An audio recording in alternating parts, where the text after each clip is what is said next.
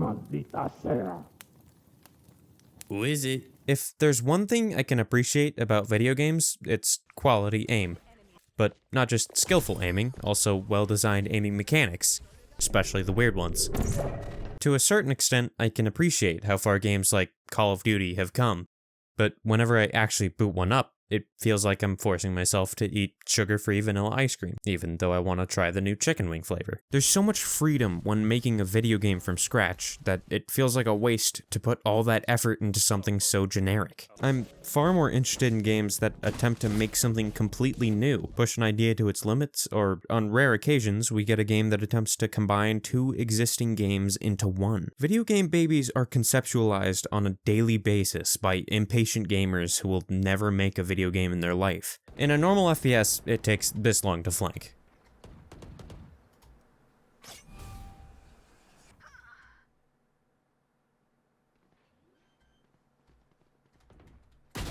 But in Splitgate challenges me to think on the spot in ways no other game does. I'm up in 9. What are you doing? I don't know! The best maps in Splitgate are tall to support more dynamic portaling. This focus on verticality somehow gets me to use parts of my mousepad that I almost never use. Sometimes I'll be playing Splitgate and I'll feel like I'm painting my mousepad with my mouse. Splitgate combined two ideas into one idea, but I really want to talk about games that invented their own combat mechanics. Lethal League Blaze is technically a platform fighter, but only because that's the closest genre it resembles. The only way to eliminate the other player is by hitting them with the ball in play. But you only have 3 moves: hit, bunt, and throw. All 3 attacks make the ball move in different ways. Hitting normally makes the ball move faster. The throw pauses for a second and then remains at the exact same acceleration. And the faster it gets, the more damage it does, which leads to some insane rounds of a little bit of damage. Bunt off the wall from his spec. Tried getting his own grab to mix up the timing, but it didn't lead into anything. Gander actually returning that with a bunt. Trog immediately gaining control, and this is a bad situation for Gander, but Trog messes up his charge. Unfortunately, this game doesn't have a huge player base, so you'll be waiting a while before you finally find a match. So probably get a friend or something. Also, can we talk about this soundtrack?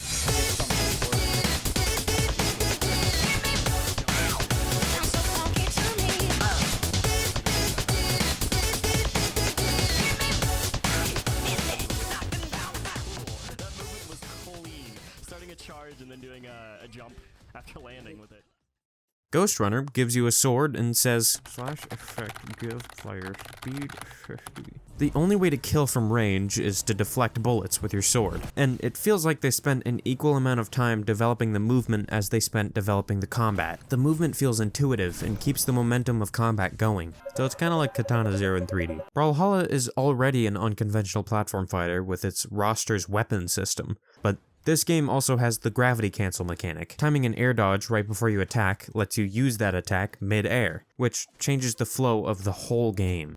Now you can emote in the air. In Going Under, the environment is your weapon. Weapons spawn throughout each dungeon, but they break almost immediately, so you gotta improvise. Throw a stapler at them, hit them with a ladder. But easily the most distinct part of this game is its presentation. Sure, the gameplay is fun, but who cares? It's worth playing just for the writing and music alone. Speedrunners is an insane platforming racing game. To kill your friends, you have to run them off the screen. Getting better at this game involves memorizing the maps and perfecting your movement, which is to say, to get better, you have to literally learn to speedrun this game's maps. If the match goes on for too long, the screen borders begin to shrink until there's one person left alive. Downwell pushes the Goomba stomping idea of bouncing on enemies to kill them, and designs its gameplay around it.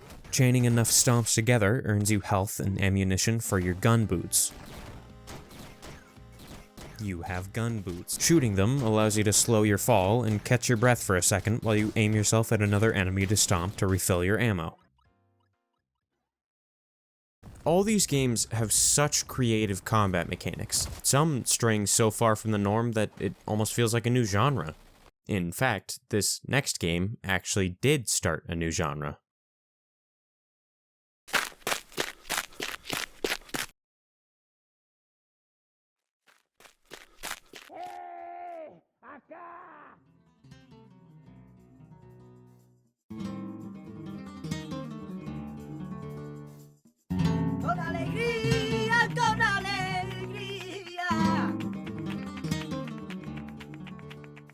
Resident Evil 4 was such a massive jump in quality from Resident Evil 3 that it almost felt like an entirely new series, and the beta literally was. Resident Evil 4 was originally going to focus way more on action than horror, and on their first build, they accidentally made Devil May Cry. The next few builds at least started to look like a Resident Evil game, with some actually wishing that the E3 demo for the Castle prototype actually got finished and released. Up until RE4, Resident Evil had only been fixed camera angles, with the environment being basically just one big texture, and the characters and geometry were imposed on top of it, providing a unique cinematic experience on less than powerful consoles at the minor cost of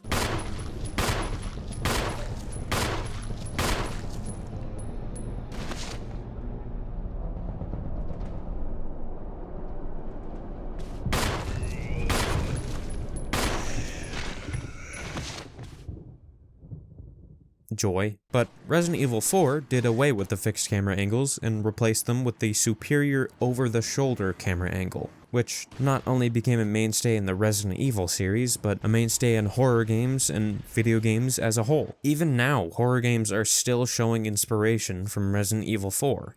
But still, Resident Evil 4 did something with its combat that I haven't seen any other game try. The laser sight in Resident Evil 4 takes a bit of getting used to, but it's so well done and polished that after a while it feels weirdly satisfying. In almost every shooter, you just have a crosshair that sits in the middle of your screen. In Resident Evil 4, with the exclusion of a few long-range weapons, every gun has a laser sight, and instead of moving your camera to aim, RE4's camera barely moves at all. Just the red dot does. It's such a different experience than just a vanilla crosshair, and weirdly feels more like I'm actually aiming a gun than a standard FPS.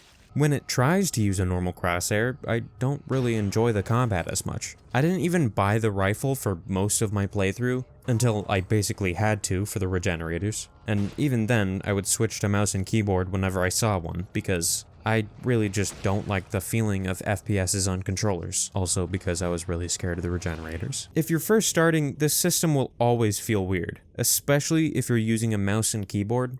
I highly recommend using a controller. RE4 takes a big focus on hordes of enemies, and weird thing about the enemies in this game, they actually tried to kill you.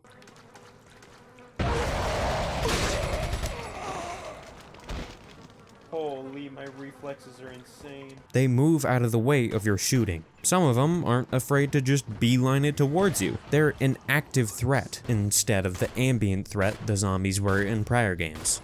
Third person was mainstreamed because of this game, but what bums me out is the laser reticle system wasn't. In fact, I haven't seen a single other game attempt to replicate it. Even the Resident Evil series moved on to basic crosshairs after Resident Evil 5. Which sucks, because no other aiming system feels this good on a controller. At least in my eyes. In many people's opinion, Resident Evil 4 is the greatest horror game of all time. Resident Evil 4 is not the greatest horror game of all time. RE4 is still more action than horror, but when it does try to be horror,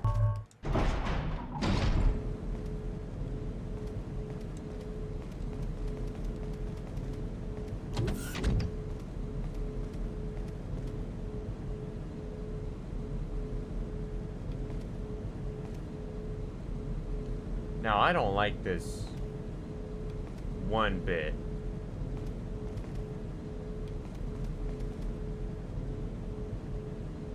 Well, let's go meet our new friend.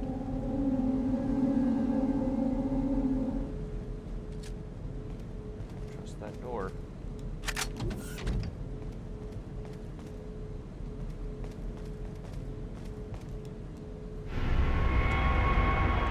This is where I come back to that. You're a damn fella, aren't you? Oh, gross! Oh. Resident Evil has always nailed the atmosphere of spooky abandoned laboratories, but it is just as delicious in almost all of the levels, with the castle being a large portion of it.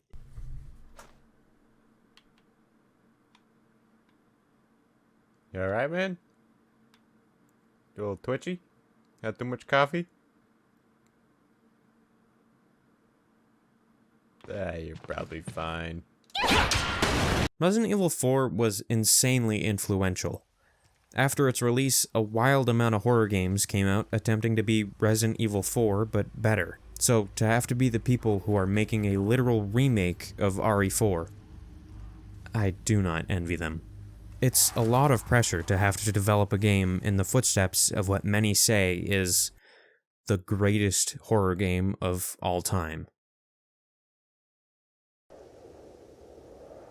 Yeah, turns out this guy doesn't know how to climb a ladder.